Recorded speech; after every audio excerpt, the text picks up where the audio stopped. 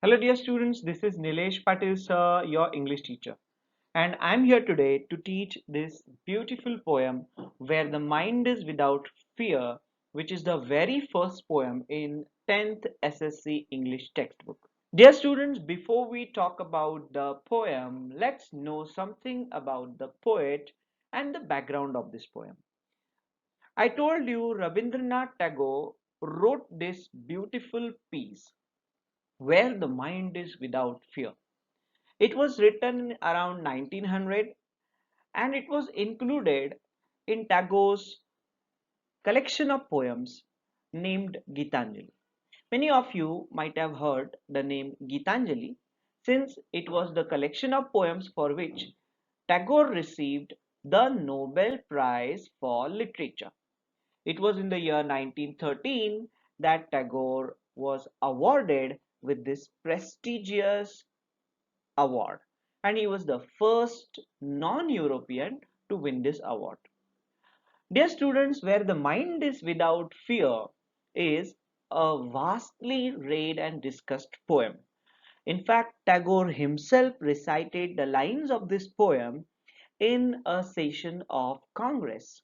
It was originally composed in Bengali and later it was translated in English by Tagore himself. Dear students, Gitanjali is an anthology of poems. An anthology is collection of literary pieces. Dear students, it is rightly described as profoundly sensitive, deeply sensitive, fresh, and beautiful verse. In this collection of poems, you will find the poems on social and political issues as well. This poem is in fact a prayer. Rabindranath Tagore is asking for something. What does he ask from God Almighty, whom he calls my Father in this particular poem? Dear students, we were being ruled, India was being ruled by the British when Tagore wrote this poem. And he had a vision of free India. India where people will be fearless, they will be free from social evils, they will be free to get education, they will be free to help their economy grow. Tagore wanted God Almighty to bless his people, his countrymen, so that his country, that is our beloved India, will be a heaven of freedom. Now let us know the line by line explanation of this poem.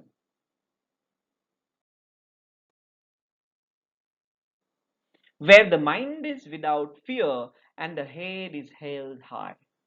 Tagore wants his people to be fearless, free from fear. He wants the people to have self-esteem. The head is held high simply means people have self-respect. They are proud. Dear students, the British were ruling over our country and we had nothing to be proud about. Many Indians believed that they were inferior whereas the British were superior. So Tagore asks from God that fearlessness in his people, that self-esteem which was required in his people. Where knowledge is free, let's move ahead. The second line, where knowledge is free. Dear students, you will see this whole poem is one big sentence in which the poet is expressing his idea or vision of an ideal nation where there'll be freedom in the true sense of terms.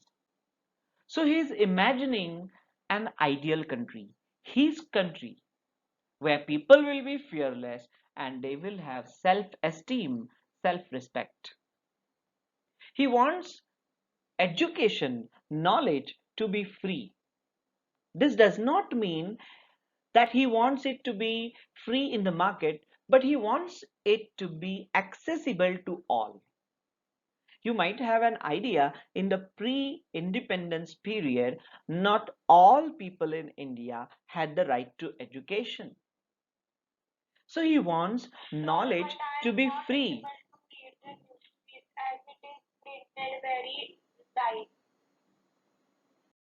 Tagore wants knowledge to be accessible to all sections of the society, men, women, the people belonging to different castes.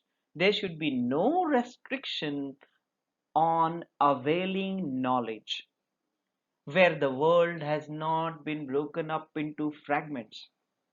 He imagines a country where people are united. Fragments are what? Parts. He wants the world to be united. You see, world is divided by narrow domestic walls. Now, what are narrow domestic walls? These are the divisions of caste, color, race, religion, gender that separate people. Tagore wants to live in a country where people are not divided by these walls, where words come out from the depth of truth. People are truthful, honest. They do not cheat each other. They do not lie. Tagore wants his people to be honest and truthful, where tireless striving stretches its arms towards perfection.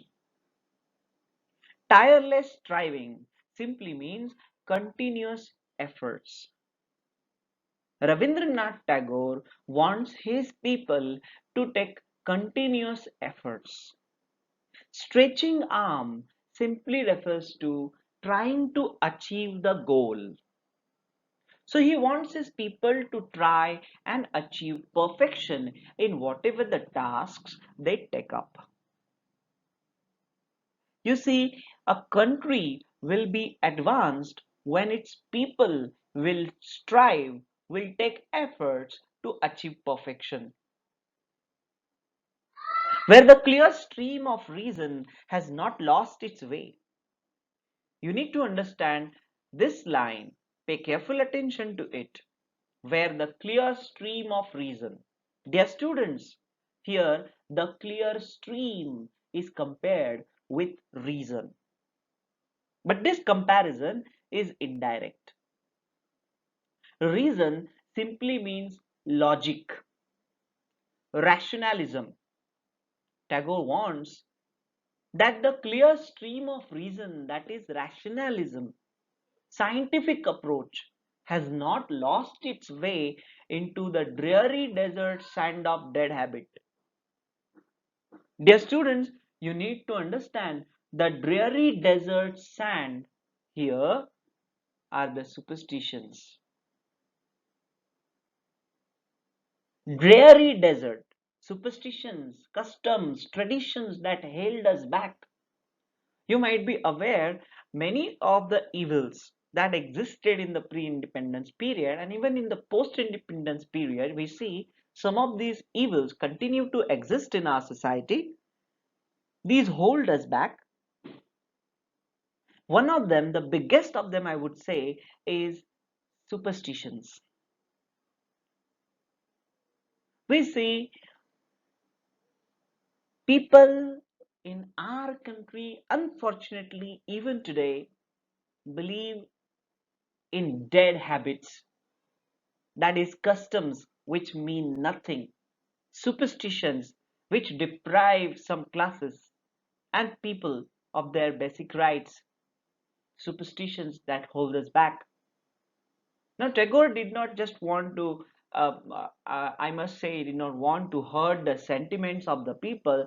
Therefore, he just found a way of telling it in mild words. So he is saying the clear stream of reason has not lost its way into the dreary desert sand of dead habit. So he has said something which is unpleasant in mild words. Many of you might have guessed It is a figure of speech called euphemism. Also, the clear stream flowing into the desert and disappearing builds an image in our mind. So it is an example of imagery as well. Let's move ahead where the mind is led forward by thee. Here the poet is calling out to God, addressing God, appealing him, God, I want to live in a country where the mind is led forward by you. He wants people to believe in God.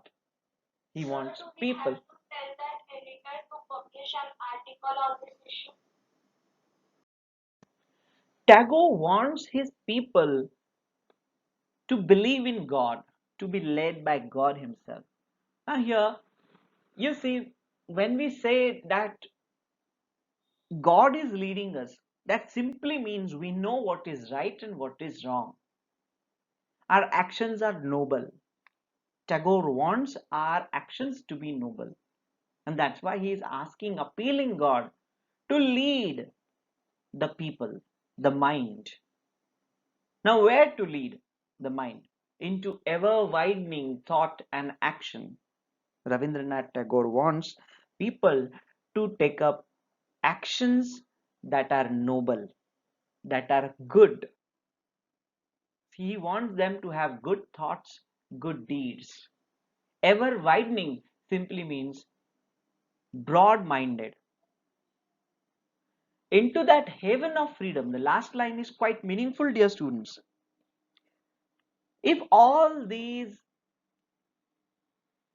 things that Tagore asks, his wish comes true, God blesses him with all these things that he is asking. Tagore is sure that his country will be nothing short of a heaven of freedom. It will be a free country in the true sense of term. It will be an independent country in the true sense of term. Therefore, he calls such a country heaven of freedom. And he asks Almighty to awake his country, to lead his country into that haven of freedom where all these things are granted, where people are fearless, where they are proud of themselves, they have the self esteem, where knowledge is accessible to all, where people are united, where people are truthful, honest, they are hardworking, where the people have scientific approach, they say no to dead habits, superstitions, logic rules, not superstitions, where the people are led by God Almighty. They know what is right and what is wrong. Into such a broad and good, noble actions and thoughts, he wants God to lead his country, to awake his country. This is what is his prayer. If all these things are demands are met, I will not call them demands, these are wishes. So if these all wishes are met, Tagore believes his country will be a heaven of freedom.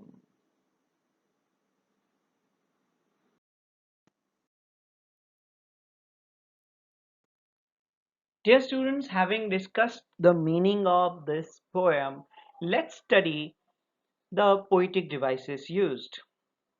The poem is full of poetic devices, figures of speech. Where the mind is without fear, the head is held high. The very first line of the poem has alliteration in it.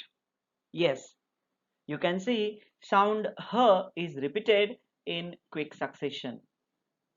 Therefore, it is an example of alliteration. Let's see the next line where the world has not been broken up into fragments by narrow domestic walls.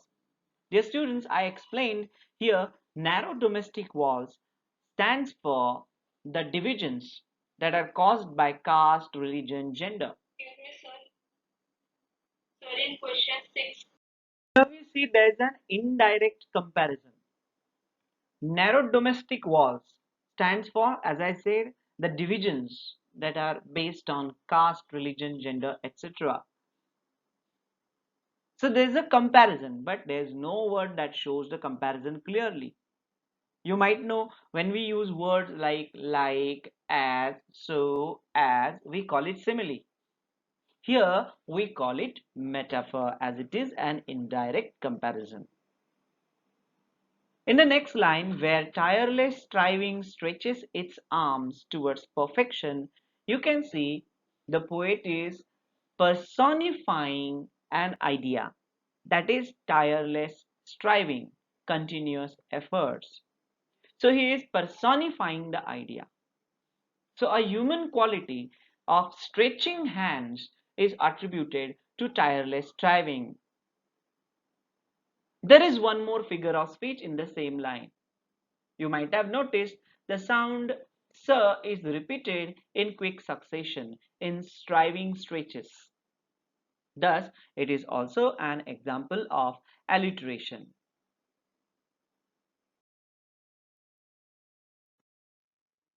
So, let's discuss the figures of speech in the next line, where the clear stream of reason has not lost its way. Dear students, I explained here the clear stream is nothing but reason. Reason, logic is compared with the clear stream. Now, for this comparison, the poet has not used any word, for example, like, so, as, no such word is used. Thus, it is an indirect comparison. Therefore, we call it metaphor. Next line, into the dreary desert sand of dead habit. Here too, dear students, dead habits, that is superstitions, are indirectly compared with dreary desert. Thus, it is also an example of a metaphor. You might have observed sound "d" is repeated in this line in quick succession. Therefore, we'll call it alliteration. So there are two figures of speech in this particular line, alliteration and metaphor. Apart from this, dear students, I explained euphemism, that is use of mild expression in place of harsh one.